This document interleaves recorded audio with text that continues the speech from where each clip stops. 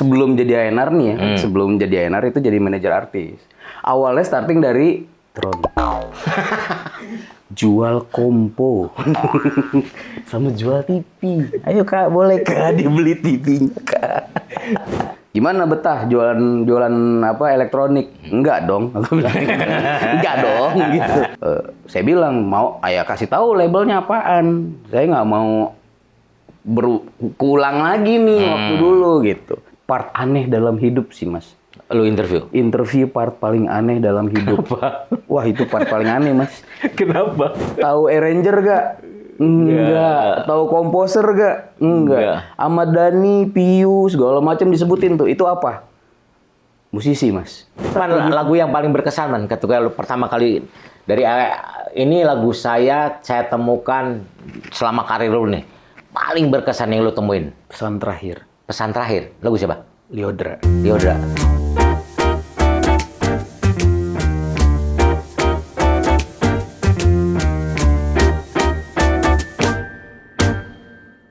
Selamat datang di Kilabi Citra, di Balik Artis bersama saya, Bedi Gunawan. Teman-teman, hari ini saya kedatangan tamu istimewa, orang hebat, sudah 16 tahun dia berkarya untuk musik Indonesia. Pokoknya kalau kamu ada dengar musik yang hits, ini berkat tangan beliau. Langsung muka kenalin aja kali ya. Namanya Iman Abdillah. Kenapa aja? Nggak ada hebat-hebat itu, Mas. Ada. Karena gimana pun juga profesi Iman ini adalah seorang A&R. A&R itu adalah artis and repertoire. Kalau teman-teman tahu, fungsi dari A&R itu adalah dia benar-benar menseleksi baik itu lagunya, kemudian artisnya itu sendiri, apakah cocok dengan lagunya, apakah lagunya cocok dengan artisnya. Kurang lebih seperti itulah. Kita kenalan dulu dari tahun berapa ya, Man? Dari tahun berapa ya, Mas? Saya mulai itu dari tahun 2007, Mas. 2007 berarti kita kenal. Waktu itu di Sony Music. Di Sony Music. Yang di Johar. Di Johar. Di Johar ya. Waktu itu jadi apa di sana? Waktu itu gini, jadi ceritanya lucu, Mas. Waktu itu sebelum jadi A&R nih ya, sebelum jadi A&R itu jadi manajer artis. Awalnya starting dari belajar bukan belajar musik ya. Jatuhnya tuh kayak dulu tuh punya teman SMA punya studio. Oke. Studio rekaman. Yeah. Nah, tadinya tuh musik tuh enak kali ya karena kita nggak bisa main alat segala macem nih. Mau jadi operator aja deh buat rekaman gitu. Operator rekaman, belajar. Nggak nyambung juga kepalanya, Mas. Ternyata memang nggak punya jiwa musisi gitu. Nggak nyambung juga, ini malah ribet kerjanya. Nah, kebetulan saat itu 2005 temen ini punya band.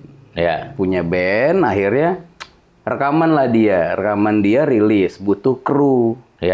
Nah, udah saya aja deh Mas jadi kru gitu. Oke. Pertama kali ngapain lu jadi kru band itu? Jadi kru band Mas, seperti biasa. Kayak Mas Bedi awal-awal punya kru di Kahitna segala macem. Angkatin alat segala macem gitu-gitu. Bener-bener ya nggak bisa nyetem ya udah kita colok-colok aja. Pokoknya kru band lah, kru band selayaknya kru gitu. Nah, starting bandnya jalan, saat itu bandnya butuh manajer Mas. Tiba-tiba ditunjuk, mau nggak lo? Wih, apaan nih jadi manajer artis, nggak ngerti sama sekali kan, nggak sekolah di manajemen. Boleh tau nggak bandnya apa? Dulu namanya Giok, Mas. Giok. Oke. Giok band tuh 2005 sampai 2007 awal. Udah rekaman dia udah masuk label. Sudah masuk label. Dulu nama labelnya tuh SGK Record tuh barengan, jadi Giok itu barengan sama Superglad gitu-gitu. Oh, satu label tuh. Ya udah ditunjuk jadi manajer artis ya udah, tapi belajar sambil jalan gitu. Jadi pas berjalan jadi manajer artis itu si vokalis ini kan memang sudah berkecimpung di dunia musik, Mas. Ya. Dia itu dulu road manajernya The Fly. Namanya Gio. Nah, namanya Gio, udah belajar sama dia tuh, diajarin kayak gini. Pokoknya lo kayak gini aja deh, belajar kontrak segala macam, belajar deal. Kita kan nggak punya link, Mas. Cuma akhirnya diajak nongkrong di Guntur. Markasnya The Fly, ketemulah sama manajer-manajer ya kayak manajer The Fly, manajer Superglad, segala macem. Nah, belajar lah di situ. Ngobrol lah gitu banyak ya. Ngobrol gitu. Udah starting keceburnya di situ. Nah, terus masuk ke Sony ya? Nah, jadi band itu 2007 awal itu bandnya bubar setelah dari 2005 sampai 2007 nih. Ya. Udah kemana-mana. Sempat waktu itu band itu featuring sama Beja di saat Beja baru-baru keluar dari The Fly karena memang ada duet waktu itu. Setelah keluar akhirnya bandnya bubar, bingung kan? Posisi kuliah udah berhenti nih. Kuliah udah berhenti, aduh mau ngapain gitu kan Mas? Ya udah akhirnya daripada nggak punya duit kerja serabutan deh waktu itu. Sempat tuh 6 bulan jadi sales Polytron. Jual kompo. Sama jual TV. Ayo Kak, boleh Kak dibeli TV-nya Kak. Tapi itu profesi yang asik lagi. Asik. Jadi artinya juga ya nggak tahu. Saya sih belum pernah pada masuk ke wilayah situ ya. Tapi ketika lu jualan alat elektronik itu jualnya di mall. Di mall dong. Di mall. Oke. Karena tiap yang lewat Polytron kakak gitu. Polytron kakak gitu. Ini kan apa? Waktu pertama kali dia pada nggak punya duit kan, Mas, kuliah berantakan. Orang tua udah, ya udah dong kuliah udah berantakan, anjing serah lo gitu kan. Terus ya udahlah, daripada nggak punya gaji segala macem, ngelamarlah ke situ. Cuma request Mas. Iya apa? Bisa nggak taruhin tempat yang paling jauh, jangan di Bekasi. Taruh di mana? Tangerang. Itu lumayan, gila dong. Ada pilihan, waktu itu ada di Bekasi ada. Kan base camp Bekasi kan, anak Bekasi banget nih gitu. Kalau ditempatin di Bekasi kan, ya masa biasa habis dari manggung gitu kan, tiba-tiba dagang Polytron, hanya Polytron lagi. Kalau LG nggak apa-apa. Tapi bagus. Mungkin gara-gara dari itu inspirasi kayak dari Polytron akhirnya masuk ke Sony Musik. Nggak ada hubungannya juga sih. Elektronik juga sih. Harusnya masuk Sony TV. Asik. Udah akhirnya ke Tangerang Mas. Ke Tangerang, berapa bulan di Tangerang, ngekos di Tangerang, hilang tuh dari dunia industri musik gitu ya. Sempat ada rasa, gini ya musik ternyata ya gitu. Tahu gitu kemarin kuliah gitu. Yang bener siapa tahu jadi kerja kantoran gitu, jadi direktur gitu kan. Musik gini hancur gitu. Udah kabur lah ke Tangerang. Berapa bulan kemudian si vokalis telepon. Si Gio itu. Gio ini telepon. Gio itu salah satu orang yang ada dalam karir saya di industri musik lah Mas. Nanti saya akan sebutkan ada orang yang paling berjasa juga gitu. Namanya Gio Wibowo. Jadi telepon lah dia. Suatu saat dia telepon, dia bilang, "Man, di mana?" "Di kosan nih," gitu. "Gimana betah jualan apa elektronik?" "Enggak dong," aku bilang. "Enggak dong," gitu. "Ini buat melanjutkan hidup aja," gitu. Udah. Telepon, dia bilang, "Mau balik lagi nggak ke industri musik?" Gimana gitu. "Ngapain nih tapi," saya bilang. "Ngapain baliknya?" "Ada nih sebuah label lagi nyari. Lo pasti akan suka dan lo pasti akan bisa belajar banyak di situ. Tapi gue nggak mau nyebutin dulu nama labelnya. Lo mau gak? Jadi apa?" Aku bilang kayak gitu. "A&R, man." Apa lagi itu? Itu apa? Penyakit apa gitu? Gitu orang apa lagi itu A&R gitu kan? Udah ntar kapan lo ke Bekasi kita ketemu ngobrol deh gitu. Ya udah, singkat cerita berangkat ke Bekasi lah, ngobrol-ngobrol sama dia tentang A&R, apa segala macam, artis and repertoire man. Apa itu artis and repertoire? Kita awam kan Mas? Iya betul. Tahun-tahun segitu tuh awal-awal profesi A&R. Dan itu awam kan, bahasa A&R itu awam kan bagi kita tuh apa gitu. Biarpun sebenarnya karena kan basicnya bukan musisi ya, jadi nggak pernah tahu lingkup-lingkup industri itu apa gitu, karena basic sama sekali tuh nggak ada basic musisi gitu. Ya udah diceritakan sama dia, ada nih label mau cari dan labelnya lumayan gede, lumayan ilmu buat lo. Saya bilang mau, kasih tahu labelnya apaan. Saya nggak mau berulang lagi nih waktu dulu gitu. Ada mana namanya Sony Musik. Saya langsung diem kan Kang. Sony Musik. Masa mau terima? Saya kan nggak lulus juga enggak kuliah gitu kan. Ya udah lo coba dulu aja, nanti lo telepon nih orangnya. Waktu itu suruh telepon namanya Mas Aden, Kang Aden. Oke, Mas Aden. Nah, Kang Aden di Sony. Akhirnya udah singkat cerita telepon Kang Aden, iya nih ditawarin kayak gini. Udah, kapan deh lo dateng gitu. Interview. Itu part aneh dalam hidup sih, Mas. Lu interview? Interview part paling aneh dalam hidup. Kenapa? Wah, itu part paling aneh, Mas. Kenapa? Ya namanya kita kan anak daerah ya, anak Bekasi gitu, dateng. Lo dateng ke Johar gitu. Oh iya, dulu Sony Musik di Sony Jalan Johar Musik. di dekat itu apa? Di Wahid Tasik. Wahid Tasik, ya. Datang ke Johar gitu. Wah, ke Johar dan naik motor gitu kan ke Johar. Datang interview, ditanya sama Kang Aden. Tahu produser gak? Nggak tahu. Tahu arranger gak? Enggak. Tahu komposer gak? Enggak. Ahmad Dhani, Piu, segala macam disebutin tuh. Itu apa? Musisi, Mas. Oke. Jadi bener-bener apa ya? Bener-bener awam tuh. Kita nggak tahu. Yang kita tahu kan waktu itu proses ngeband ya manajer, rekaman segala macam gitu kan. Atau recording studio ya udah kita rekaman gitu. Yeah. Terus pengalamannya apa ya? Pengalamannya sebut aja cuma pernah jadi kru, pernah jadi manajer, pernah ada di studio rekaman juga nggak lama gitu. Terus jelasin sama Mas Aden, ya si Dani itu adalah produser, komposer juga, Meli itu komposer segala macam. Oh gitu, nanti kerjaannya tuh akan berurusan sama yang kayak gitu tuh man gitu. Oh, oke Mas, tapi saya bilang waktu itu saya mau belajar kok Mas Aden gitu. Boleh deh, saya mau belajar kalau memang diterima gitu. Nah, singkat cerita ya udah disuruh pulang dulu tuh, Kang. Oke. Suruh pulang dulu. Nunggu nih ya. Nunggulah gitu, nunggu kan. Nggak lama, nggak tahu emang rezeki kali ya, emang apa ya kayak bakal di situ kali gitu ya. Kan namanya Tuhan kan ngaturnya gitu ya kan. Ya udah dipanggil lagi, langsung ketemu yang sama ya ini guru besar saya Kang Bedi. Siapa? Pak Ian Juhana. Wis, mantap itu. Rajanya ANR itu saat itu kan raja terakhir tuh. Raja terakhir gitu ya. Kan. Ibarat main Mario Bros nih udah mau finish nih ketemunya nih kan. Udah dipanggil lagi ke Sony, ketemu sama Pak Ian. Iya. Ketemu Pak Ian, itu kayak gini tangan. Legend itu orang. Legend. Kayak gini. Anjing, kita tahu lah pasti Pak Ian Juhana kan kita tahu lah. Begitu disuruh nunggu, Pak Ian datang dari bawah aja udah ngeliat, ini dia orang ini, gitu kan.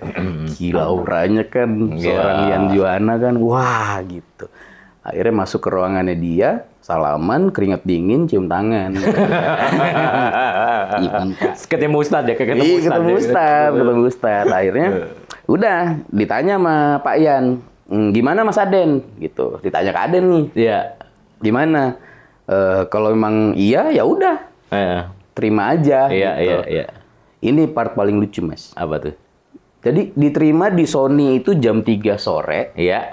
Oke, mereka ngomong, oke, kamu terima. Oke, langsung gitu. Oke, ya udah kalau kata Pak Ian kalau Mas Aden mau ya silakan gitu. Karena kan nanti saya akan bekerja sama Mas Aden. Walaupun nanti akan lebih banyak kerjanya sama Pak Ian saat itu gitu. Ya udah, kata Mas Aden, ya udah lu kita terima dan dia langsung ngasih ke kertas, Mas. Apa isinya?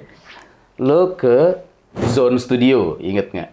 Oke, ya. Zone Studio Radio Dalam, ada yang rekaman, lo langsung ke sana. Ngapain nggak tahu? Enggak dong. Nggak tahu ngapain dong. Mas ngapain? Udah lo datang ke sana, nanti bilang aja lo orang Sony. Di sana ada rekaman. Nama artis pertama yang makanya nanti akan lanjut ke yang tadi. Artisnya siapa waktu itu? Artis pertama yang saya pegang tuh langsung Nindi.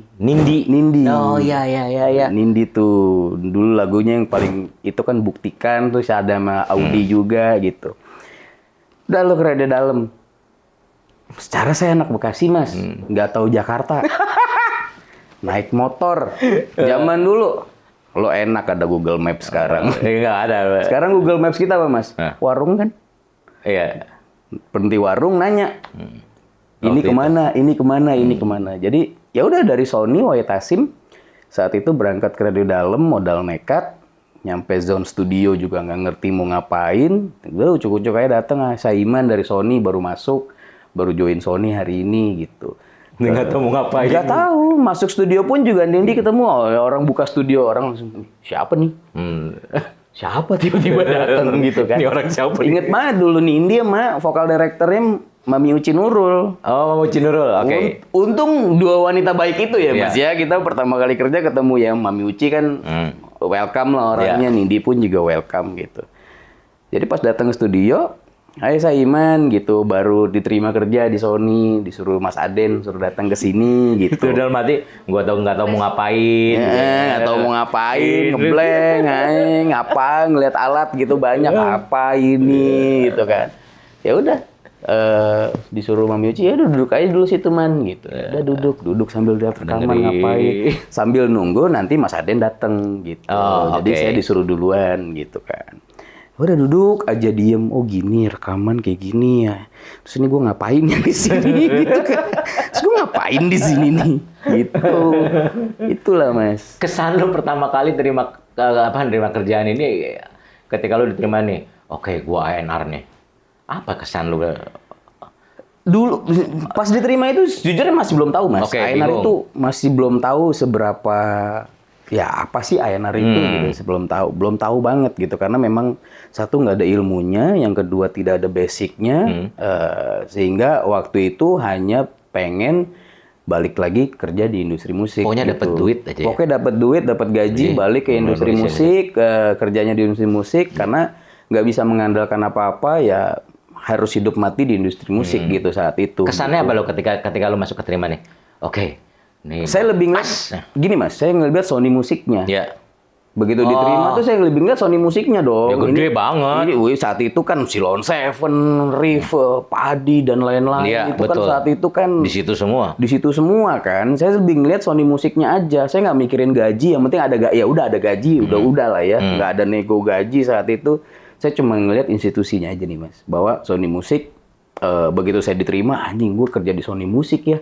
Bukan, gue sebagai A&R ya, nggak kayak gitu. Tapi lebih ke, waduh kerja di Sony Musik ya gitu. Siapa saat itu yang nggak pengen kerja di Sony Musik, label nomor 1 kan saat itu Mas gitu. Betul. Gue lebih, anjing gue kerja di Sony Musik, seneng banget deh rasanya. Sampai itu telepon ke orang tua lah akhirnya. Mas sekarang udah nggak udah nggak jual tip kompo basoka anjay gitu. Tapi bagian politronnya di itu ya di tut ya. Jangan lupa tutnya ya gitu. Ini, nanti akan banyak sensor kok dengar. Udah telepon nyokap. Telepon nyokap. Ya aku diterima di Sony Musik mah. Aku asik kayak gitu dong. Iya, wah ya lebih terharunya karena waktu itu diterimanya di Sony Musik gitu kan. Kebanggaannya tuh kerja di Sony Musik gitu. Lebih ke sana sih. Asik. Benernya. Gitu. Terus ini kan udah 16 tahun berarti betah banget ya di A&R ini. Profesi ini profesi yang karena bagaimanapun ya saya tahu A&R kan profesi yang pandai akan pengalaman di perjalanan. Betah banget loh ya berarti. Betah Mas, banget. Karena sampai hari ini kan masih A&R. Masih. Hari ini masih. Gila 16 tahun loh, profesinya sama loh. Gokil nggak sih tuh? Orang lain udah pasti udah bolak belok gitu. Mas. Karena mungkin saya dari bawah kali Mas ya. Maksudnya kayak waktu zaman pertama kali di Sony itu disebutnya runner tuh. Masih di runner runner, jadi A&R tapi runner. Junior banget lah ya. Wah itu A&R junior banget lah. Kalau kru ibarat kata Mas, kalau di paling bawah tuh ada rodis ya Mas ya. Rodis ya. Iya kan, ada rodis kan yang ngangkat-ngangkat doang kerjanya gitu. Nah saya juga starting pointnya ya dari bawah banget gitu, bener-bener di bawah gitu. Jadi runner di A&R itu lebih kayak rekaman, datang. Selesai data rekaman antar ke arranger, dari arranger nanti udah kelar kita antar ke mixing engineer dan mastering engineer. Habis dari mixing engineer dan sekarang baru balik kantor kita ngambil. Jadi udah gitu, dang aja udah kerjanya zaman dulu motoran gitu, keliling-keliling dari studio ke studio gitu, udah kayak tukang paket JNE. Tapi ini nganter data CD, diantar data rekaman gitu untuk di mixing. Itu harta karun ya. Harta yang nggak bisa jatuh, takut rusak kalau jatuh. Dulu ada. Pakai apa ya datanya? Pakai CD. CD ya. CD. Dari zaman CD, DVD sampai akhirnya digital. Ya, flash disk. Flash disk dari zaman kaset sampai CD sampai. Ini 16 tahun nih Man. Pelajaran apa yang paling berharga yang lu terima saat ini? Bersyukur Mas. Okay. Bersyukur bahwa apa ya, maksudnya pelajaran paling berharga di industri musik tuh gini, kalau kita kerja serius, kita kerja halal di industri musik, ada aja kok gitu poinnya gitu, ada aja kok. Ya kayak Mas Bedi dia. Amin. Saya 16 tahun. Gua ngomongin lo, bukan ini mah puluhan tahun. Ini mah kita hormat. Makanya begitu telepon sini datang ke sini ya masa nolak. Amin. Gila kali. Nih sekarang kan setiap pekerjaan pasti penuh resiko lah ya. Resiko terbesar apa jadi seorang A&R? Resiko terbesar A&R adalah kegagalan sebenarnya. Jadi kegagalan itu lebih, kita kan juga punya KPI ya Kang Bedi ya. Okay. Kita sebagai A&R bertanggung jawab gini, menelurkan sebuah produk. Produk itu kan kalau produk itu tidak jalan di market, itu kan jadi tanggung jawab, dan walaupun sebenarnya ada fase-fasenya ya, maksudnya nggak semuanya itu ada di kita. Cuma resiko terbesarnya adalah udah pasti melihat artis yang kita kelola tapi tidak bergerak di market atau di industri, itu bagi kita sebuah, bukan kegagalan sih nyebutnya, lebih ke saya kayak kesedihan dan tanggung jawab bahwa itu tetap harus dijalankan. Karena kan kondisi waktu itu, terutama di tahun 2000-an lah ya, investasi untuk produksi recording itu lumayan besar waktu itu dibanding sekarang ya. Terus kesalahannya itu bukan kesalahan ya, tapi ada nggak sih yang kira-kira waktu itu di tahun segitu, yang membuat bahwa ternyata lagunya nggak cocok, masyarakat tidak bisa menerima, atau artisnya ternyata suaranya juga tidak bisa diterima dengan baik oleh masyarakat, atau apanya kira-kira ya? Kalau kita ngomong di era tahun segitu. Jadi kalau di era tahun segitu, Kang, sebenarnya kalau di era tahun segitu tuh yang lebih bertanggung jawab terhadap si artis tuh lebih ke Pak Ian sebenarnya. Karena waktu itu aku kan hanya pelaksana. Oke. Jadi benar-benar Pak Ian tuh yang memilih lagu, Pak Ian yang memilih produser, Pak Ian yang memilih arranger. Begitu dia sudah pilih, aku yang jalanin semuanya. Oke, berarti tugas A&R tuh kayak ada apa ya? Kayak six sense lah kali ya. Betul. Itu yang nggak bisa, ya nggak tahu bisa dipelajari apa nggak kalau six sense. Bisa Kang. Bisa dipelajari. Ternyata bisa Kang. Lah ini buktinya ada satu bukan musisi, nggak punya bakat jadi musisi, nggak ngerti musik.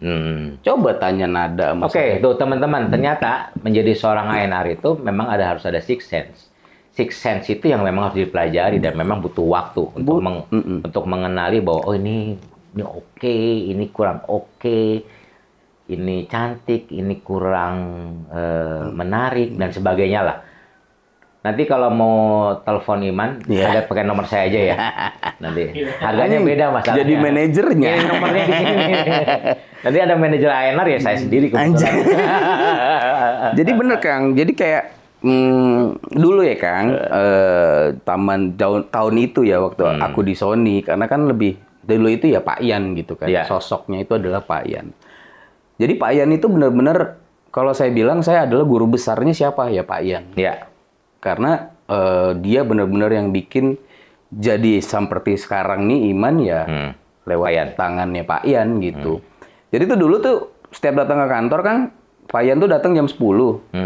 Dia ngasih 10 demo. Lo dengerin. Gitu. Terus tadi dia makan siang, dia pulang dari makan siang, manggil tuh. Man, dalam. Gitu. Udah dengerin belum? Yang mana lagunya yang bagus? Atau kita dengerin bareng gitu. Setiap hari, Kang. Setiap hari. Jadi lagu baru lo setiap hari? Demo, Kang. Demo. Bener-bener demo, CD demo. Banyak banget dong lagu itu. Jadi setiap hari dia tuh udah denger.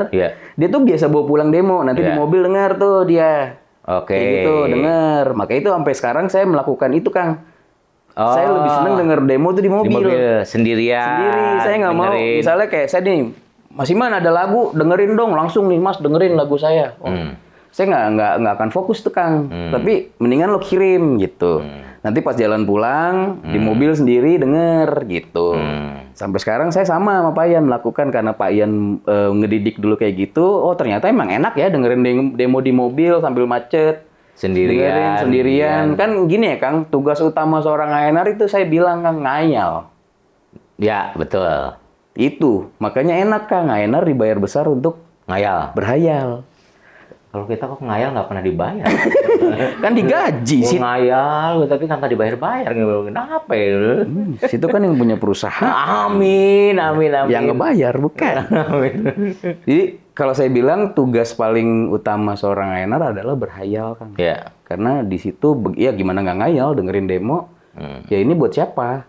Kita harus, lagu ini seperti ini, kita harus ngayal nih. Oh si A suaranya kayak gini, jadi sebisa mungkin seorang A&R itu harus hafal artisnya. Harus hafal artis ya? Harus hafal artisnya. Hafal dan tahu karakternya nggak? Semuanya, Kang. Semuanya. Harus hafal artisnya, gitu. Jadi biar kalau denger demo, oh suaranya Tiara kayak gini ya. Jadi kita udah, oh lagu ini buat Tiara. Di kepala kita harusnya yang nyanyi bukan si yang pendemo itu yang nyanyi. Tapi yang kita ngayal, Tiara nyanyi nih. Ketika Tiara menyanyikan lagu ini. Oke. Gitu. Misalnya lagu ini cocok buat Tiara, lagu ini cocok buat Diva. Jadi di kepala tuh yang nyanyiin lagu demo ini harus mereka. Gitu. Tiara Ziva sempat dipegang Iman? Iya, waktu itu. Waktu di perusahaan sebelumnya? Sebelum ini? Setelah Sony kan. Setelah Sony masuk ke sini, ke apa? Universal Music. Universal Music ya? Gitu. Keren. Gitu. Tantangan sehari-hari yang orang jarang tahu, Man? Tantangan sehari-hari, ya lebih ke ini ya Kang, lebih kayak tuntutan kalau kita kerja di perusahaan atau di perusahaan rekaman seperti Sony, Warner, Universal gitu ya, atau Musika Trinity. Tantangan sehari adalah lebih ke target kita untuk rilisan, signing artis, lagu baru. Hampir berbarengan semua ya? Iya. Kang. Ketika besok rilis ternyata ada lagu baru, atau sign artis baru. Wah nggak berhenti Kang, kerjanya nggak berhenti. Jadi setiap hari itu memang kerjanya tuh udah dengerin musik, demo. Bikin timeline segala macem. Jadi lebih kayak ngatur agendanya aja sih dari project 1 ke project 2. Karena nggak berhenti Kang, sebulan itu kita ada 4 minggu, ya 4 minggu rilis kan biasanya. Allahu Akbar. Itu. 4 minggu, 4 rilisan. 4 rilisan biasanya. Berarti kan nggak mungkin hari hanya doang ketika nggak mau rilis. Enggak. Mundur semuanya. Mundur semua. Jadi misalnya kayak bulan depan ada, bulan September nih ada rilisan, itu udah kerjaan. Dari sekarang. Juli, Agustus misalnya, atau bisa jadi udah dari kemarin-kemarin gitu. Pertama kali yang lu artis yang lu pegang, dia penyanyi lah. Lu harus menemukan lagunya nih, ditemuin lagunya, siapa Bang? Dulu, jadi pertama kali yang lu dipercaya nih. Jadi gini Kang, setelah saya dari Sony, sampai 2013 saya di Sony, habis itu saya pindah ke Universal Music Indonesia. Ya. Itu masih bareng Pak Ian tuh. Masih bareng Pak Ian 4 tahun. Jadi 2013 pindah ke Universal. Pak Ian pensiun di 2018. Ya. 2018 saat itu Pak Ian pensiun. Kebetulan saya kan kerja harus ada atasan Kang. Ya.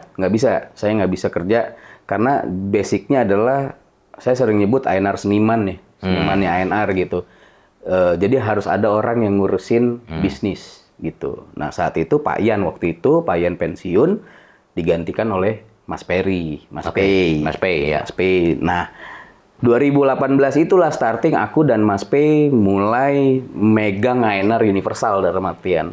Artis pertama yang purely kita develop saat itu kebetulan dapat waktu itu Marion Jola. Okay. Marion Jola kan baru dia ikut Idol, dia Idol top 5, dia keluar dari Idol top 5, kita langsung ambil langsung signing, di situ kita langsung cariin lagu. Dulu itu lagunya Jangan, ciptaan Lale Lemanino. Itu juga Lale Lemanino udah lama tapi awal-awal mulai Marion Jola berarti meledak tuh ya. Dar meledak Marion Jola. Di situ lah ada lanjut langsung Brescia Jodi, ada Arsi juga, ada udah berlanjut dengan idol-idol lah setelah itu. Gitu. Cerita yang paling menarik nih, yang lupa sampai ingat sampai sekarang ketika lu pertama kali lu handle yaitu ngedevelop artis si A. Ada nggak sih lu? Sampai ngerasa bahwa wih, akhirnya gitu. Ya, makanya saya bilang, saya sama Marion itu cinta pertama, Kang. Sama Marion Jola, ke dimanapun saya sebut, bahkan ke anaknya sendiri, saya sebut Marion Jola itu cinta pertama kita lah, aku sama Om Pei.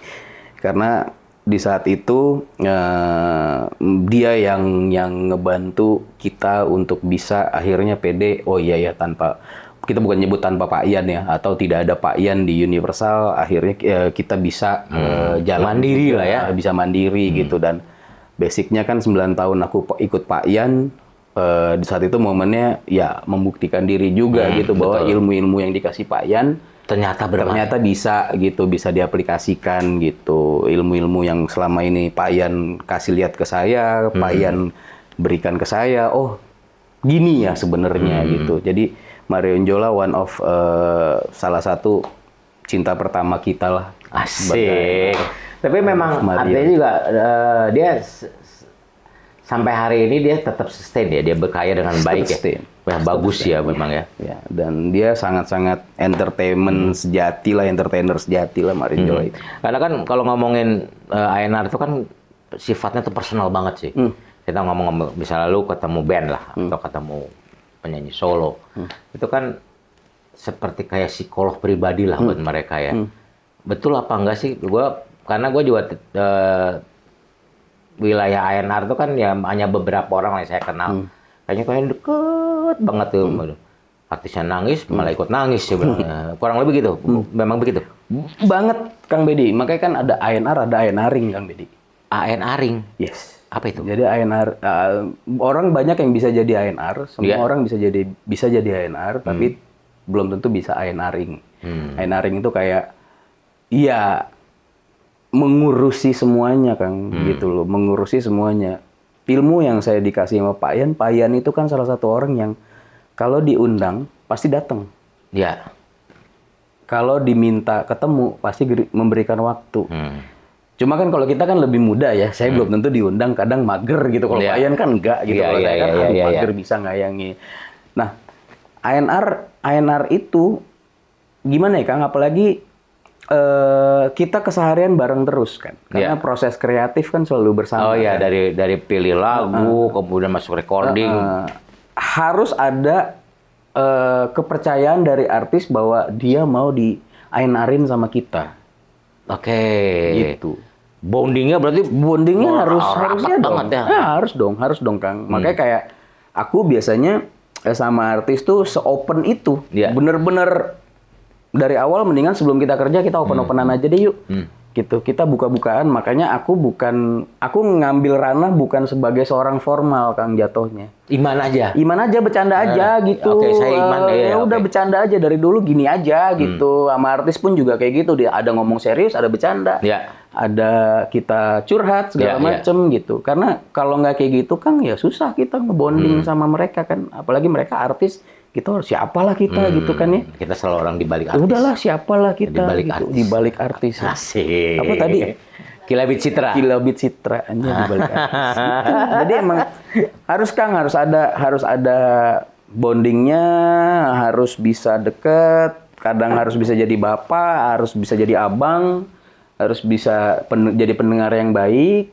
Apalagi kan mereka itu seniman semuanya. Oh kan? iya. Seniman. Oh iya. Ya tentu banyak keunikan lah. Iya, karena kan yang kita kerjain manusia ya, Kang. Iya. Kita mengerjakan seorang manusia nih. Manusia seniman. Seniman, manusia, dan harus menghasilkan karya. Kalau moodnya berantakan karyanya berantakan. Jadi kan nggak bisa tuh di saat dia lagi putus sama pacarnya atau apa, gimana caranya kita tarik dia dulu untuk cool down dulu. Iya, karena lagu kalau tiba-tiba lagunya lagi lagu gembira tapi dia baru putus, repot juga. Repot. gitu kan. Iya. Gitu kan. Jadi emang harus jaga. Wah, gitu. Harus benar-benar jaga mood lah gitu. Ini ketemu talent-talent sering di mana, Man? Kalau ketemu talent-talent baru lah ya. Di gig, kan ada biasanya di gigs, suara orang ngirim. Banyaknya di mana? Kalau dulu banyak yang ngirim, Kang. Cuma kalau waktu saya di Universal, karena kan alhamdulillahnya Universal saat itu kerjasama sama RCTI untuk Idol gitu kan. Ya. Jadi banyak limpahan dari Idol gitu. Tapi kalau biasanya nyari zaman sekarang, karena alhamdulillahnya sosial media dan dunia udah digital, kadang kita bisa lihat dari TikTok, dari YouTube, dari Instagram, kayak gitu-gitu. Atau ada info, biasanya nih ada di daerah sini ada home band bagus atau ada penyanyi kafenya bagus, biasanya kita samperin tukang. Kita dateng, kita lihat dulu, kita ngobrol. Yang paling penting adalah sekarang bukan cuma skill dia bernyanyi atau apa sih. Gitu, lebih ke attitude segala macam. Skill bernyanyi, attitude, followers berpengaruh nggak sekarang? Dulu masih era 2000 berapa ya Kang yang kita sebut masih 2020, 2019, 2018 gitu deh, masih berpengaruh tuh followers. Wah, skill bagus, attitude bagus, follower gede. Lumayan nih gitu. Bisa nge-boost nih ya? Bisa nge-boost gitu. Kalau sekarang? Kalau sekarang karena makin dinamis ya Kang dunia musik ya. Apalagi sekarang yang naik-naik itu kadang-kadang yang lama-lama di luar dugaan naik lagi gitu ya. Di luar dugaan ya. Iya, di luar dugaan ya. Even though kayak kita lihat lah sekarang Hipdut ya followersnya mereka masih kecil gitu, tapi lagunya meledak akhirnya followersnya naik kan kayak gitu. Jadi sekarang lebih nilai followers itu masih jadi acuan, tapi kita tidak lebih sebuah kewajiban, tidak menjadi sebuah, kalau skill setnya bagus, dia attitude-nya bagus, cantik, ganteng gitu ya, atau menarik gitu, atau ada faktor X deh misalnya, kenapa enggak? Gitu. Dari tadi lu ngomongin attitude, emang banyak yang berantakan ya attitude-nya? Banyak, kayak nggak tahu aja. Enggak serius, gua nggak tahu. Kalau dunia kita kan sama kan. Nggak kan kita ngomongin sama teman-teman di sana, apakah attitude itu sangat berpengaruh terhadap seorang artis yang ketika lu handle sebagai A&R? Pengaruh Kang, pengaruh karena balik lagi ya kalau kita sama kita kehidup dimanapun juga attitude nomor satu kan. Iya. Kalau attitude kita baik, gampang bekerja sama dengan orang, kerjanya juga jadi enak. Tapi kalau attitude kita nggak baik atau ya ada sesuatu lah dengan attitude kita, ya udah. Pernah nggak sih lu ya tiba-tiba udah sign mau recording, tiba-tiba menurut lu dianggap ini attitude-nya nggak asik, lu cut? Pernah juga? Pernah. Nggak usah sebutin namanya artis siapa. Jangan gitu, jangan. Pernah Kang, pernah banyak. Itu udah sign? Udah. Waduh. Berarti teman-teman, ya ini kita bicara industri, memang ternyata attitude itu sangat penting untuk sebuah industri musik. Karena bagaimanapun kita akan berhadapan sama penonton, sama pendengar. Kurang lebih itulah. Ada yang menarik ya ketemu artis baru? Wah, sangat menarik, Kang. Pencarian artis baru itu salah satu momen paling seru sebagai A&R. Apa yang membuat terkesan, misalnya ke daerah lah gitu ya. Kan misalnya ketika band nih, ini bajunya kok begini banget ya, kan pasti lu ganti lu panggil ahlinya, lu apa namanya itu istilahnya dirombak, di styling, di stylish gitu, terus disuruh ke salon, bajunya di provide bla bla bla, terus ternyata wah gila keren banget ya. Pernah gitu nggak sih? Pernah. Oh ya? Pernah Kang. Jadi emang kan kalau kita nemuin artis baru kan kita ngelihat semua potensinya ya kan? Ya, betul. Semua potensinya kita lihat kan. Maksudnya gini, kalau aku sih pribadi nggak pernah mau merubah apa yang sudah mereka buat sebenarnya. Hanya dalam artian, bukan kalau katanya menyempurnakan itu terlalu jumawa. Jumawa lah, lebay banget loh ya. Hanya menyesuaikan lah sebenarnya gitu. Betul. Menyesuaikan. Jadi mereka sudah punya talentnya, mereka sudah punya skill setnya gitu. Kita datang, makanya aku selalu bilang Kang, A&R itu cuma punya andil 2% sebenarnya dari kehidupan artis-artis itu, dari keberhasilan artis-artis itu Kang. 2%? Iya, karena kita cuma jembatan. Oke, tapi ketika jembatan itu runtuh selesai juga, Man? Iya, makanya jangan diruntuhkan jembatannya karena cuma 2% topangannya gitu. Bener dong. Iya. Jangan diruntuhin makanya gitu. Jadi kita biasanya yang saya lakukan adalah cuma menyesuaikan aja. Misalnya nggak akan merubah talentnya dia, karakternya dia gitu. Tapi menyesuaikan aja. Mereka punya creativity. Misalnya let's say creativity mereka kita ambil 60%-nya, 40% kita yang pikirin jatahnya kita untuk komersialnya sebenarnya ke situ aja sih. Jadi 60 mereka masih punya part banyak gitu. Untuk masalah creativity. Karena kan kita bukan orang kreatifnya dalam artian mereka yang ciptain lagu, kadang-kadang mereka yang nyanyi, mereka yang ngobrol sama produser, mereka yang ngobrol sama arranger gitu-gitu. Nah, apa yang hasil mereka ngobrol itu kita lah baru masuk di situ Kang. Untuk wah ini nih komersialnya ada sesuai bagus, karakternya cocok segala macem. Kita yang ngatur di situnya tuh.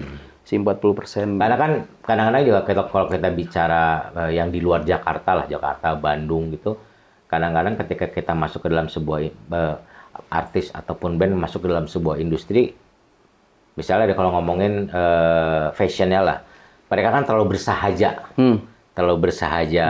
bahasanya bagus bersahaja, bagus versi daerah itu sendiri. Tapi kan ketika ngomong kita industri dinaik ke tingkat nasional, kan harus bisa dilihat dalam semua orang satu Indonesia. Oh jadi keren. Ada yang pernah nolak nggak posisi itu? Ada juga. Kan maksud lu baik. Iya, ada juga. Ada, Kang. Baik menurut kita belum tentu baik menurut mereka. Nah, tapi kan kacamata lu kacamata nasional. Mau kita kacamatanya nasional, mau kita apa ya, Kang, pernah berhasil sama ABCDE, kalau mereka nggak nyaman, mereka akan ngomong. Oke. Balik lagi kan, mau kita modelin kayak gimana pun, balik kan ke kenyamanan, Kang. Iya. Kenyamanan gini, fashion itu kalau Kang Bedi nggak nyaman pakainya jelek pasti. Tapi mau fashion jelek, Kang Bedi nyaman, enak-enak aja dilihat mata. Nah itu kan makanya. Tapi lu oke dengan kondisi itu?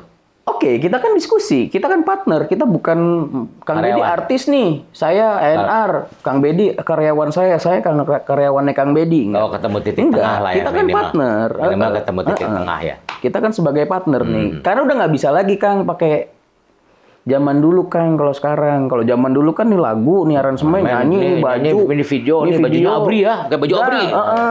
Suka nggak suka, mau nggak mau kan zaman dulu gitu.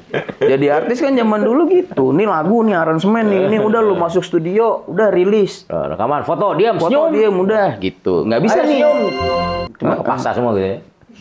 Zaman sekarang nggak bisa Kang ternyata. Lagu yang paling berkesan man, ketika lu pertama kali dari ini lagu saya temukan selama karir lu nih. Paling berkesan yang lu temuin. Pesan terakhir. Lagu siapa? Lyodra. Lagunya yang mana sih? Genggam tanganmu sayang. Oke. Susah guys. Enggak, saya dengarnya Kahitna guys. Bukan. Saya lebih sering dengarnya Tiara Andini misalnya. Daripada Lyodra. Ya mohon maaf nih. Mau Tiara, nih serang nih Miley. Asik. Namanya Bedi Gunawan Instagram. Dia mau Tiara bukan Miley. Saya mau Tiara lah. Saya mau Tiara. Pokoknya di sini banget lah. Anjay. Mutiara di hati anjay. Keren banget sih. Gitu. Pesan terakhir Kang, itu lagu bukan makna pesan terakhirnya ya, tapi historical di balik lagu pesan terakhir itu gitu. Jadi ciptaan Mario G. Clow. Mario G. Clow. Jadi Mario G. Clow yang ciptain. Lagu itu rilis kalau nggak salah 2019 atau 2020, saya lupa. Tapi lagu itu sudah ada di handphone saya itu dari 2016. Gitu. Jadi saat itu butuh lagu. Secara personal juga dalam banget sama lagu itu berarti? Sebenarnya enggak juga sih Kang. Enggak juga. Beda ternyata. Cuma saat itu tuh kayak butuh lagu, kayaknya nah itu yang paling penting saya tuh jadi kayak Pak Ian punya, saya punya ngebanking gitu. Di saat butuh lagu kayaknya ada lagu lucu deh.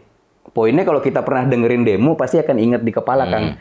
ternyata ngedengerin demo di mobil berulang-ulang itu bikin kita punya reminder gitu. Ada hasilnya hasilnya. Jadi dengerin demo setiap hari kan kalau dulu Pak Ian kan by CD. Kalau untuk kan sekarang digital udah by handphone kan enak tinggal ngefolder, bikin segala macam atau pakai Apple Music segala macam kita bikin playlist sudah tinggal play gitu. Jadi ulang-ulang aja itu gitu. Nah, keingetan punya lagu si Mario tuh ada lagu bagus gitu. Udah ngubek-ngubek handphone, ngubek-ngubek laptop, ngubek-ngubek hard disk, mana lagunya nyari gitu. Nemu lagu itu. Tanya sama Marionya, Mar, lagu ini udah ada yang pakai belum? Kirim ke dia. Dia bilang, anjay, gue udah hilang filenya mas. Kata dia kayak gitu. Alhamdulillah lu. Wah, alhamdulillah masih megang gitu. Akhirnya nggak ada yang pakai. Cerita menariknya, lagu itu perebutan lah akhirnya gitu. Cuma itu balik lagi saya yang salah karena saya memberikan lagu ini ke A, akhirnya saya switch ke B gitu. Itu kan pertimbangan bisnis saat lah. itu. Ya, pertimbangan bisnis saya harus pindahkan. Dan ternyata cocok kok. Cocok Kang, cocok. Dan belum tentu waktu itu ya balik lagi ya lagu itu ada jiwa, ada rezekinya buat penyanyi sebenarnya gitu. Mau lagunya bagus, kalau jiwanya nggak di situ, rezeki bukan dia yang nyanyi. Ya sudah gitu. Balik lagi itu balik ke rezeki sih Kang gitu. Man, 16 tahun, tren musik kan berubah nih Man. Kemudian medianya juga berubah. Kemudian percepatan informasi mengenai lagu juga jadi lebih cepat sekarang. Lu masih dengerin lagu-lagu dari luar nggak sih? Dari lagu orang. Kan kalau gue kan dengerin dari eranya Darso. Nggak tahu kan Darso. Judulnya Mawar Bodas. Dia tuh dari Tillman Brothers. Tillman Brothers. Tillman Brothers. Kalau Darso tuh orang Sunda. Saya penggemarnya Darso saya. Kemudian sampai saat ini ya pendengar lagu pop lah biasa lah. Kalau lu Man? Sampai saat ini saya nggak pernah denger lagu dari apa yang maksudnya gini Kang. Dengerin lagu saya itu lagu yang saya produksi. Nggak pernah. Saya nggak pernah dengerin memaksakan mendengar lagu orang atau ngedenger lagu di luar dari saya yang produksi. Ngedenger kalau itu udah masuk ke TikTok, masuk nggak sengaja lah ya. Udah viral baru. Tapi kalau kayak misalnya contoh siapa ya, Raisa rilis gitu, nggak saat itu nggak dengerin. Tapi nanti begitu udah masuk viral ya denger dari virality itu. Bernadya waktu itu dengernya dari virality itu. Kerjaan saya ngapain? Jadi saya punya playlist di Spotify Kang. Setiap rilisan saya itu saya masukin ke situ ke playlist saya. Udah setiap hari playnya itu aja. Jadi mobil mau demonya saya denger, sampai rilisannya dia denger juga itu aja. Oke, tapi kalau berarti lu nggak pernah dengerin tiba-tiba di dunia sana muncul lagu baru deng kecuali muncul di virality itu Kang. Kenapa saya harus jaga? Ya nggak tahu ini bener atau salahnya nggak tahu ya Kang. Itu tapi ini aja saya aja gitu. Nggak tahu kalau orang lain mah gitu. Dulu sama sekarang lebih susah apa lebih gampang ngelahirin penyanyi, band? Konsepnya Kang kalau berbicara bisnis, kalau dulu kan memang menjadi seorang artis tuh harus lewat label. Iya, manual lah ya. Manual gitu. Kalau sekarang kan matic ya gitu. Jadi ngomongnya manual tadi kan. Ya gue balesnya matic dong. Masa hybrid? Nah, sekarang malah masuk hybrid nih. Udah elektrik sekarang gitu. Jadi kalau dulu kan memang harus menjadi seorang penyanyi ataupun musisi harus masuk label. Karena rilis harus bisa lewat label. Kalau zaman sekarang kan enggak. Bebas. Karena tadi balik karena matic ya banyak fasilitas yang dikasih. Jadi menjamur aja sekarang platform aja. Cuma kesulitannya mungkin era sekarang karena gini ya Kang, jadi bukan masalah gender ini atau masalah generasi gitu. Sekarang itu dengan Gen Z yang hadir, anak-anak muda sekarang ini, kita harus lebih bisa ngemong lagi sebenarnya. Kalau dulu kan zaman Kang Bedi ya pasti kan lebih ke diva, selebriti, wah pergaulan. Pergaulan, wah kelar manggung kemana Kang dulu? Enggak, saya enggak. Langsung pulang ke venue pulang. Ya ini cerita tentang Iman. Nggak mau dikulik dia. Curang. Nah, ini cerita tentang Iman. Nggak mau dikulik. Aing ya hostna ya aing. Hostna. Kapan-kapan aing host ngulik host. Ya.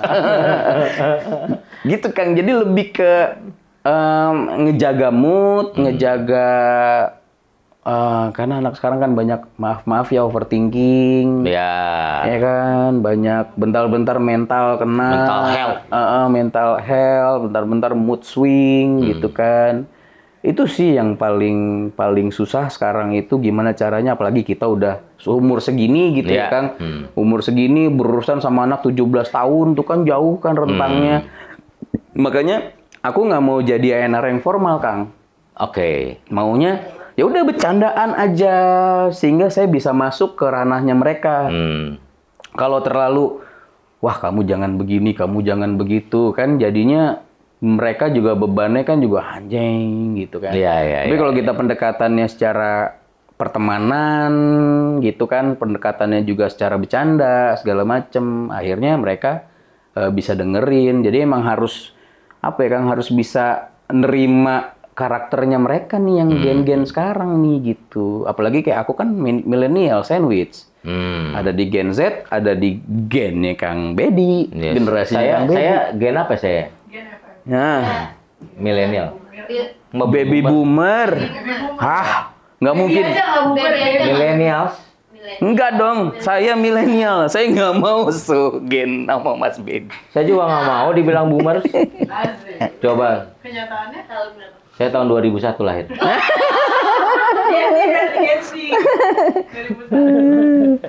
Jadi lebih ke situ sih Mas, lebih ke ngejaga, ibarat kata mah ngejaga perasaan ya. Itu paling susah ya. Menjaga hati. Seperti lagunya Yovie Nuno. Iya. Dengerin Menjaga Hati di semua streaming platform ya. Zaman Yovie Nuno lu juga kan lagi tuh? Iya. Lah itu kan ketemu sama Mas Bedi.